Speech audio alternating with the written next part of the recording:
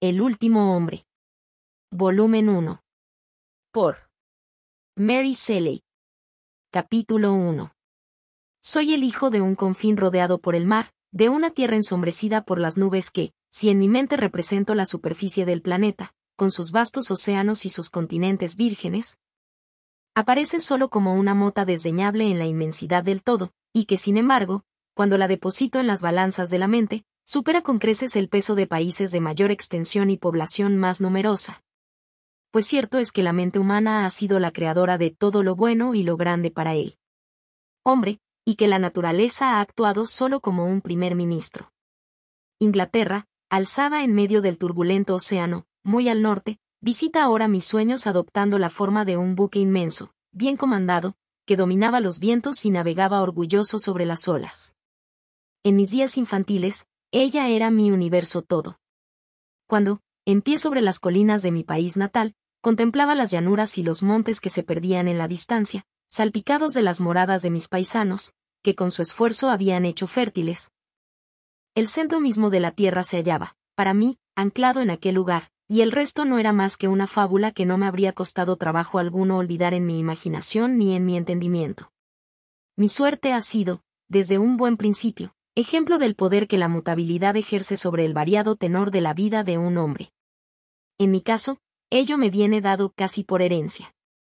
Mi padre era uno de esos hombres sobre quienes la naturaleza derrama con gran prodigalidad los dones del ingenio y la imaginación para dejar luego que esos vientos empujen la barca de la vida, sin poner de timonel a la razón, ni al juicio de piloto de la travesía.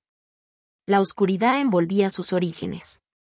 Las circunstancias lo arrastraron pronto a una vida pública, y no tardó en gastar el patrimonio paterno en el mundo de modas y lujos del que formaba parte.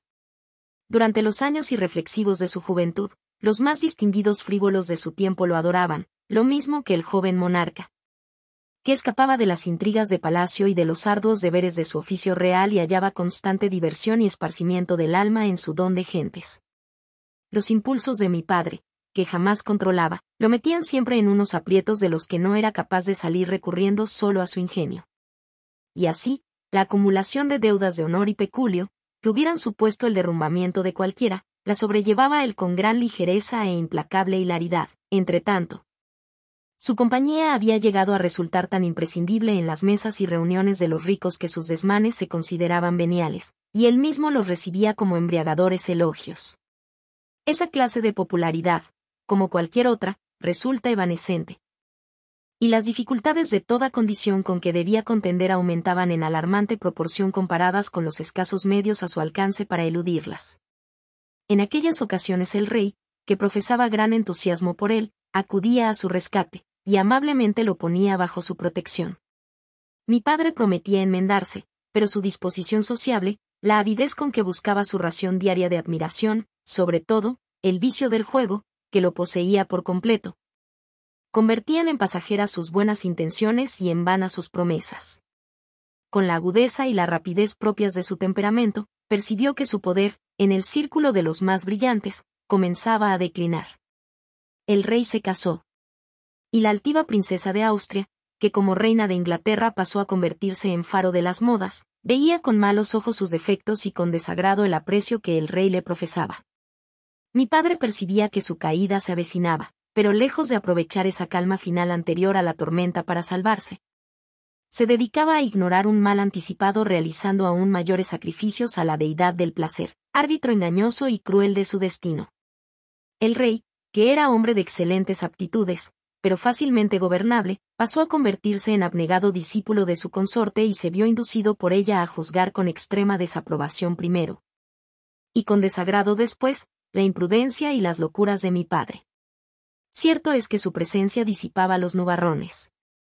Su cálida franqueza, sus brillantes ocurrencias y sus complicidades lo hacían irresistible.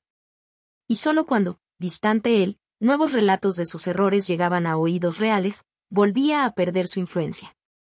Los hábiles manejos de la reina sirvieron para dilatar aquellas ausencias y acumular acusaciones. Finalmente el rey llegó a ver en él una fuente de perpetua zozobra, pues sabía que habría de pagar con tediosas homilías el placer breve de su frecuentación. Y que a él seguirían llegando los relatos dolorosos de unos excesos cuya veracidad no era capaz de refutar. Así, el soberano decidió concederle un último voto de confianza. Si le fallaba, perdería su favor para siempre. La escena hubo de resultar de gran interés e intensamente apasionada. Un monarca poderoso, conocido por una bondad que hasta entonces le había llevado a mostrarse voluble, y después muy serio en sus admoniciones, alternando la súplica con la reprimenda. Rogaba a su amigo que se ocupara de sus verdaderos intereses, que evitara resueltamente esas fascinaciones que, en realidad, desertaban de él con rapidez, y dedicara sus inmensos dones a cultivar algún campo digno, en el que él, su soberano, sería su apoyo, su sostén, su seguidor. Toda aquella bondad alcanzó a mi padre, y durante un momento ante él desfilaron sueños de ambición. Pensó que sería bueno cambiar sus planes presentes por deberes más nobles. De modo que, con sinceridad y fervor, prometió lo que se le requería.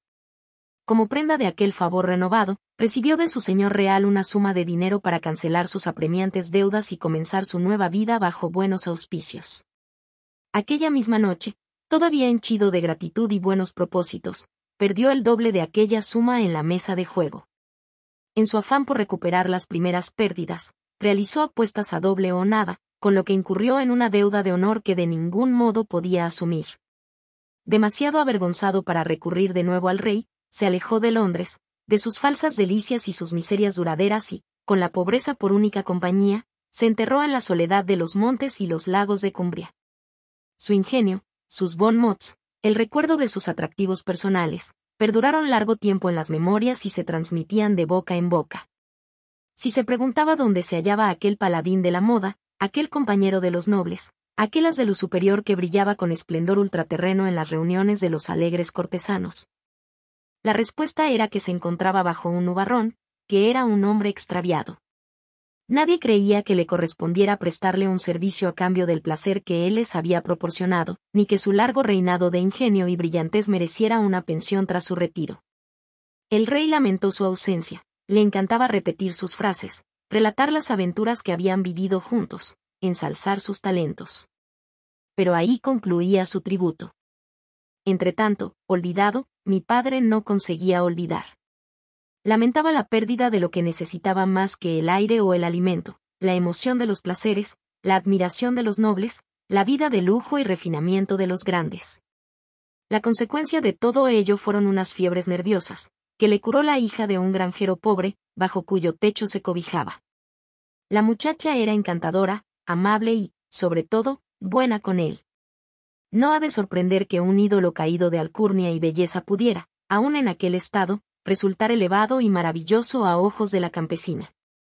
Su unión dio lugar a un matrimonio condenado desde el principio, del que yo soy el vástago. A pesar de la ternura y la bondad de mi madre, su esposo no podía dejar de deplorar su propio estado de degradación. Nada acostumbrado al trabajo, ignoraba de qué modo podría contribuir al mantenimiento de su creciente familia. A veces pensaba en recurrir al rey, pero el orgullo y la vergüenza se lo impedían.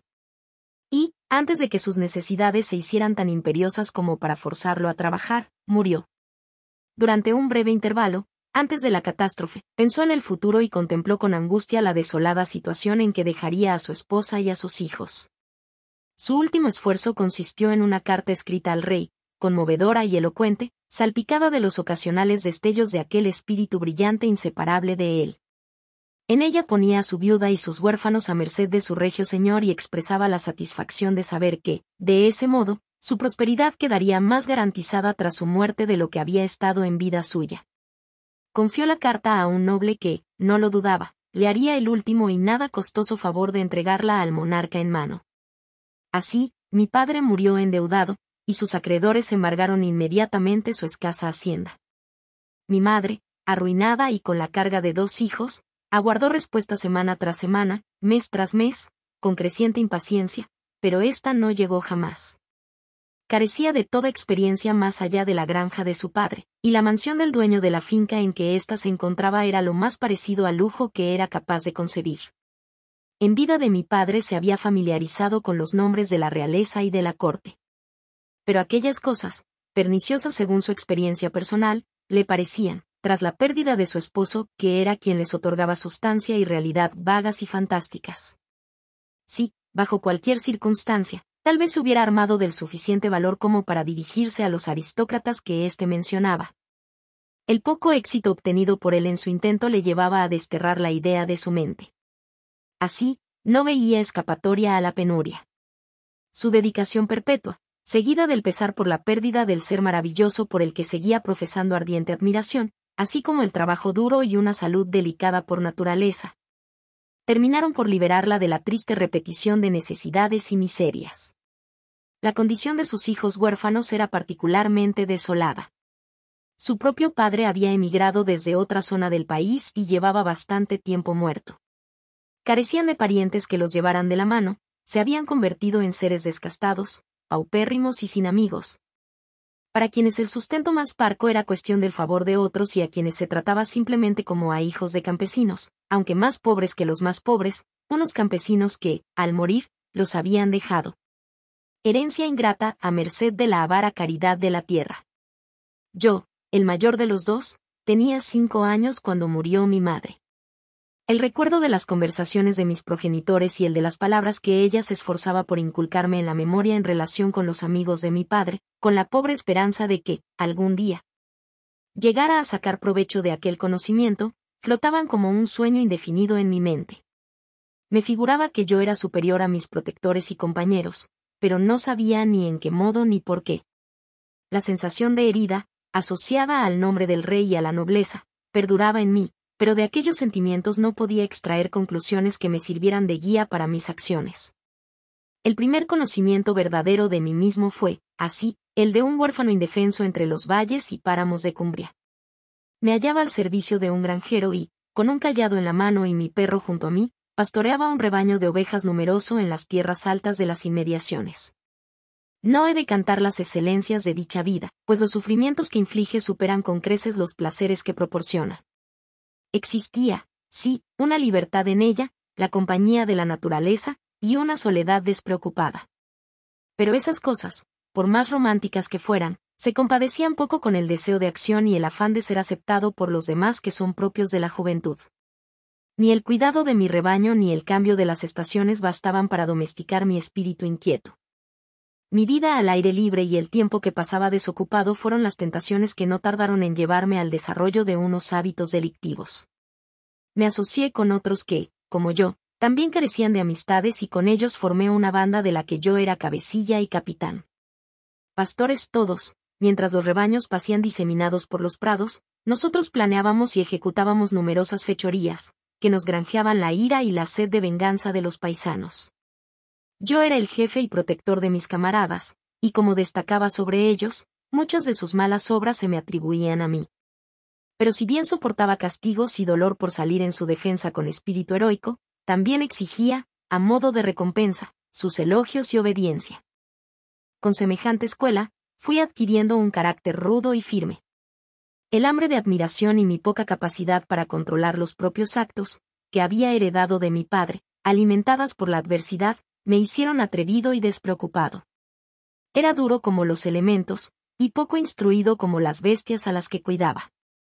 Con frecuencia me comparaba con ellas, y al hallar que mi principal superioridad se basaba en el poder, no tardé en convencerme de que era únicamente en poder en lo que yo era inferior a los mayores potentados de la tierra. Así, ignorante de la refinada filosofía y perseguido por una incómoda sensación de degradación producto de la verdadera situación social en que me hallaba, vagaba por las colinas de la civilizada Inglaterra tan indómito y salvaje como aquel fundador de Roma amamantado por una loba. Obedecía solo a una ley, que era la del más fuerte, y mi mayor virtud era no someterme jamás. Permítaseme, con todo, retractarme de la frase que acabo de enunciar sobre mí mismo. Mi madre, al morir, además de sus otras lecciones medio olvidadas y jamás puestas en práctica, me hizo prometerle con gran solemnidad que velaría fraternalmente por su otro retoño. Y yo cumplía con ese deber lo mejor que podía, con todo el celo y el afecto del que mi naturaleza era capaz. Mi hermana era 3 años menor que yo. Me ocupé de ella desde su nacimiento, y cuando nuestra diferencia de sexos, que nos llevó a recibir distintos empleos, nos separó en gran medida, ella siguió siendo objeto de mi amor y mis cuidados.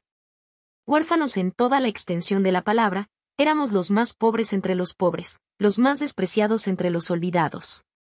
Si mi osadía y arrojo me valían cierta aversión respetuosa, su juventud y su sexo, ya que no movían a la ternura, al hacerla débil eran la causa de sus incontables mortificaciones. Además, su carácter le impedía atenuar los efectos perniciosos de su baja extracción. Se trataba de un ser singular y, como yo, había heredado mucha de la disposición peculiar de nuestro padre. Su rostro, todo expresión, sus ojos, sin ser oscuros, resultaban impenetrables, por lo profundos. En su mirada inteligente parecían descubrirse todos los espacios, y uno sentía que el alma que la habitaba abarcaba todo un universo de pensamiento. De tez muy blanca, los cabellos dorados le caían por las sienes y la intensidad de su tono contrastaba con el mármol viviente sobre el que se posaban. Su tosco vestido de campesina, que parecería desentonar con los sentimientos refinados que su rostro expresaba, le sentaba sin embargo, y curiosamente, de lo más bien. Era como una de esas santas de Guido, con el cielo en el corazón y en la mirada, de manera que, al verla, solo pensabas en el interior. Y las ropas e incluso los rasgos se tornaban secundarios ante la inteligencia que irradiaba de su semblante. Y, sin embargo, a pesar de todo su encanto y nobleza de sentimientos, mi pobre Perdita, pues tal era el fantasioso nombre que le había impuesto su padre moribundo, no era del todo santa en su disposición. Sus modales resultaban fríos y retraídos. De haber sido criada por quienes la hubieran contemplado con afecto, tal vez habría sido distinta, pero sin amor, abandonada, pagaba con desconfianza y silencio la bondad que no recibía. Se mostraba sumisa con aquellos que ejercían la autoridad sobre ella, pero una nube perpetua fruncía su ceño.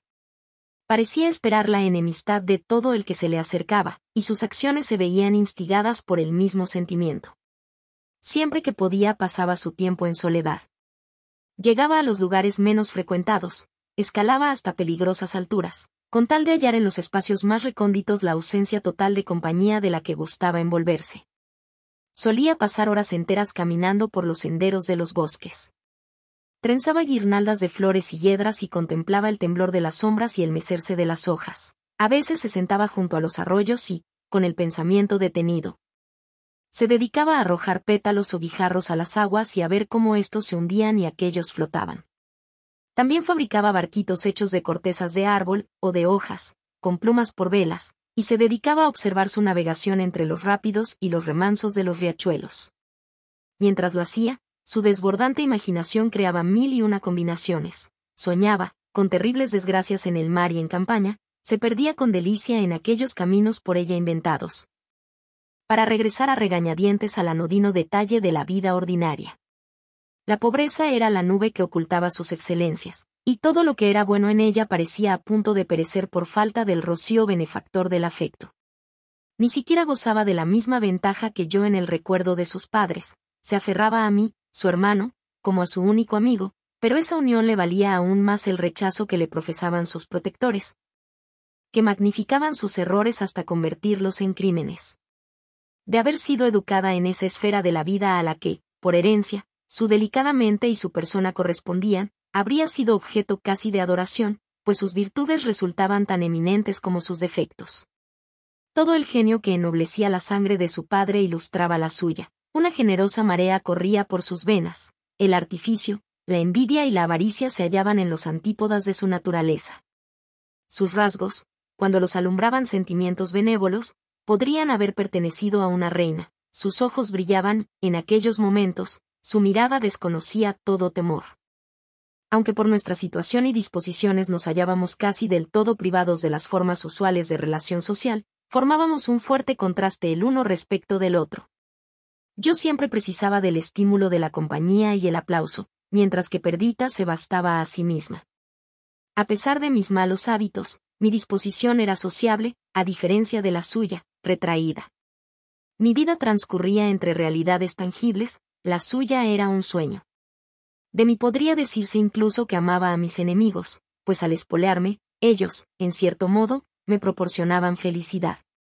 A Perdita, en cambio, casi le desagradaban sus amigos, pues interferían en sus estados de ánimo visionarios. Todos mis sentimientos, incluso los de exultación y triunfo, se tornaban en amarguras y de ellos no participaban otros.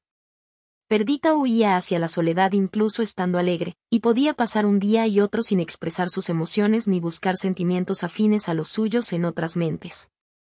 Y no solo eso, era capaz de adorar el aspecto y la voz de alguna amiga y demorarse en ella con ternura, mientras su gesto expresaba la más fría de las reservas.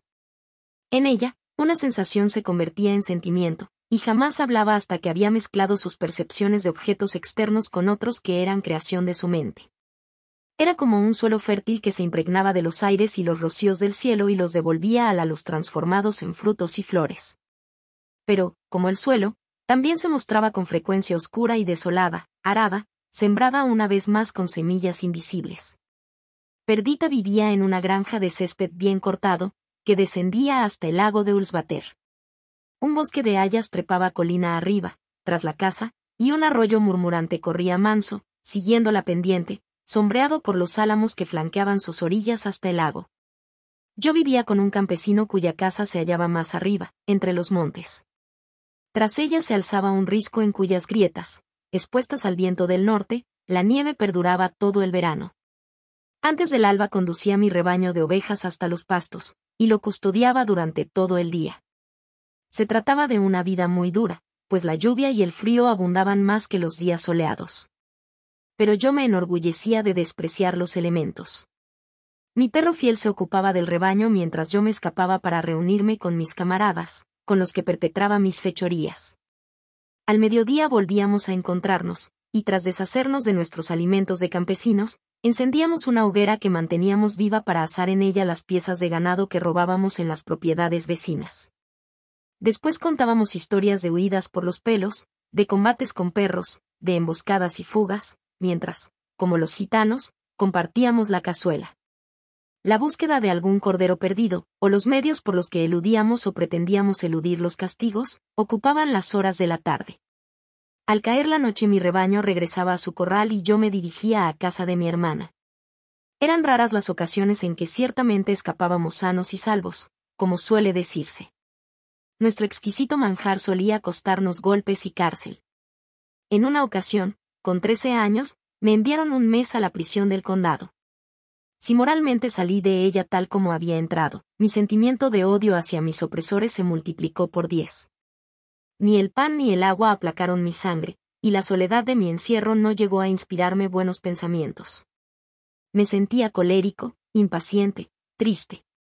Mis únicas horas de felicidad eran las que dedicaba a urdir planes de venganza, que perfeccionaba durante mi soledad forzosa, de modo que durante toda la estación siguiente, me liberaron a principios de septiembre.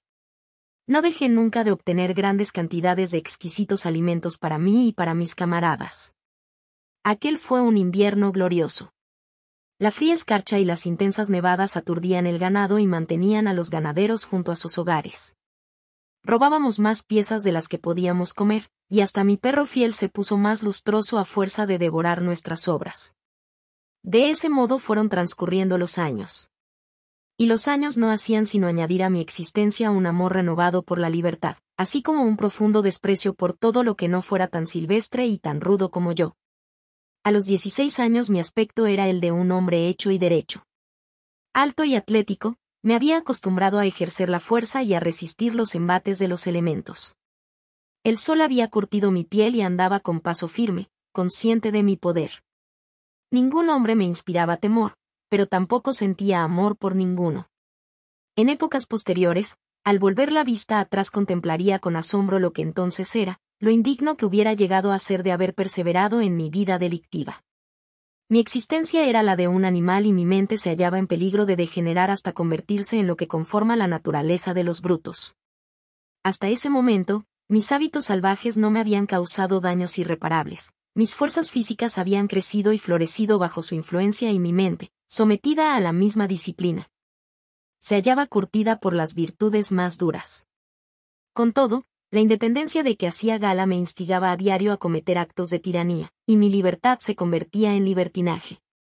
Me hallaba en los límites del hombre. Las pasiones, fuertes como los árboles de un bosque, ya habían echado raíces en mí y estaban a punto de ensombrecer, con su desbordante crecimiento, la senda de mi vida.